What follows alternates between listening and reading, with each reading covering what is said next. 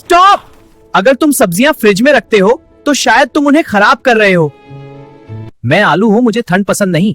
Fridge में मेरा starch sugar बन जाता है और टेस्ट भी चेंज हो जाता है। मैं टमाटो हूँ। मैं जूसी था, फ्लेवर से भरा हुआ, पर फ्रिज ने मुझे बेजान बना दिया। देखो मुझे, मैं हीरो था, अब सिर्फ काला हो रहा हूं। मैं पालक हूँ। मैं विटामिन से भरी हूँ, आयरन, फ्रेशनेस, हेल्थ। पर जब तुम मुझे गीला करके फ्रिज में डाल देते हो, मैं जल्दी खराब हो जाती हूँ। मैं गाजर हूँ।